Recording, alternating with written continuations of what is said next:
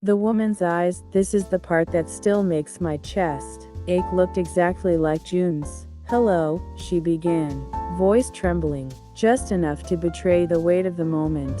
"My name is Anna, this is Daniel. We think you have our daughter." I gripped the door frame to steady myself. "Would you like to come in?" We sat at my kitchen table. I made tea because it's what you do when you don't know what else to do. They barely touched theirs. Anna's hands were clasped so tightly in her lap, her knuckles were white. Daniel kept both hands around the cup like he was afraid to let go. "We left a note," Anna said. "It said you'd come back when it's safe." I finished for her. My voice was calm, but my chest felt like a drum. She nodded. Tears welled, but didn't fall yet. "It wasn't safe then. It is now." Daniel finally spoke. "We were supposed to meet someone that night. A woman named Claire, 2 streets over. She was part of witness protection. At the last minute, we had to make an impossible decision, leave our baby with her until we could be relocated. He exhaled sharply. "We left her on your porch by mistake." My breath caught. "The wrong house." Anna shut her eyes, like she'd shut them 1,000 times, hoping for a different memory. "We saw a porch light, a wreath. We thought it was the address we were told. We've lived with that mistake every single day." "The case ended last month," Daniel continued. "We're allowed to exist again. We've been looking for Claire all these years, only to find out she died 8 years ago. She never got our message." Anna's voice cracked. "She never got to hold her. You did." I looked at them, at the exhaustion, the hope, the grief. "She's at piano. She'll be home soon.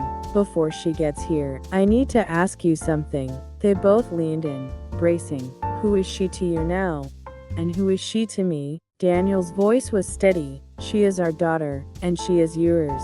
We're not here to take her away. We couldn't forgive ourselves if we hurt her like that." Anna nodded firmly. "We came to find her, yes, but we came to meet you, too." Something inside me loosened. For 10 years, I'd lived with a quiet fear of this day, and now the fear was different.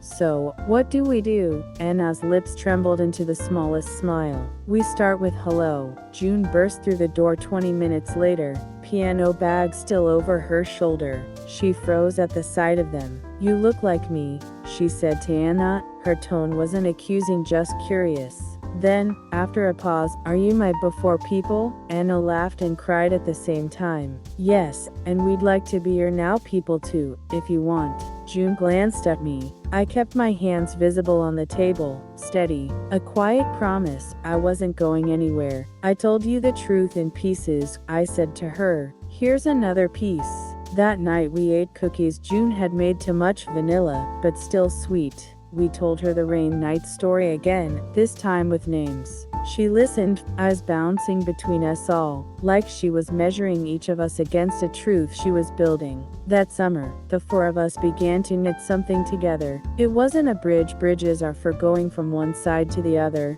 This was a garden, and some things grew better than others. We had Sundays in the park. Daniel taught June how to skip stones. She taught him how to make lopsided friendship bracelets. Annette showed her how to braid hair, so it would last all day. June showed Anna her secret pancake recipe. Of course, there were hard moments. Anna once asked to take June to a doctor's appointment without me. My no came out sharper than I meant. We had to step outside and breathe through the tension. Daniel called her pumpkin one day, and she quietly said, "That's my mom's word." He nodded, apologized without a speech, and the day went on. A year later, I legally adopted June. Anna and Daniel signed open arrangement papers so they'd remain in her life. After the courthouse, we went to the grocery store because June insisted. "They have samples," she told the judge, who laughed and told her that was a celebration he could get behind. On her 12th birthday, we sat on the porch where I had first found her. The wood had aged, but the memory felt as fresh as the rain that night. "Do you ever wish it had gone the right way?" she asked me. I thought for a moment. I wish none of us had needed to be brave.